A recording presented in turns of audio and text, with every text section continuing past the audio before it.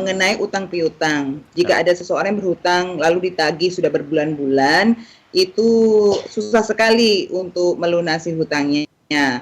Baik, berkaitan dengan utang piutang. Subhanallah ya. Kita tuh jadi kenal orang ketika ada urusan uang.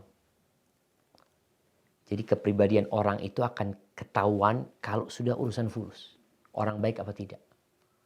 Berkaitan dengan utang, Rasulullah SAW mengatakan ahsanukum qada'an. Orang yang terbaik di antara kalian dan paling baik kalau bayar utang. Yang paling baik kalau bayar utang.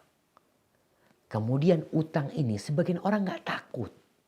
Ini yang perlu kita tanamkan kepada dia.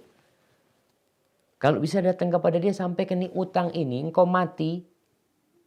Engkau mau haji 10 kali, mau haji 1000 kali, punya utang, tetap dosa utangnya nggak diampuni.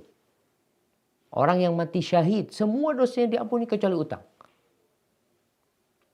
Dan Rasulullah SAW di awal Islam tidak mau mensolatin orang yang berhutang. Dan jiwa orang yang berhutang itu bergantung sampai dibayarin utangnya. Jadi yang perlu kita lakukan adalah ya berkomunikasi dengan dia. Gini, antum semakin lama menunda pembayaran, antum berdosa. Bahkan dikatakan matlul ghani zulmun. Menunda-nunda pembayaran utang dari orang yang kaya. Orang mampu bayar. Beda dengan orang yang gak mampu bayar. Itu sebuah kezaliman. Yuhillu irdahu wa uqubatahu. Bahkan jadi halal kehormatan orang ini. Dan dia bisa dikenai sanksi. Kita bisa laporan ke polisi. Kita laporkan kepada penguasa. Dalam Islam kita sampaikan dipanggil tuh orang gak mau bayar di penjara. Sampai seperti itu.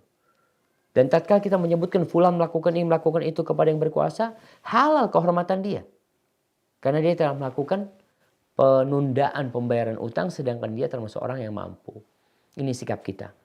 Artinya ya kita perlu bersabar, kita ngobrol sama dia, komunikasi sama dia. Kalau udah capek ya tinggal nanti. Udahlah, ana gak mau minta. Sampaikan antum mampu bayar.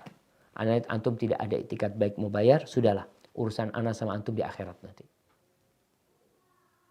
Sampaikan seperti itu. Supaya hati kita juga nyaman jamaah.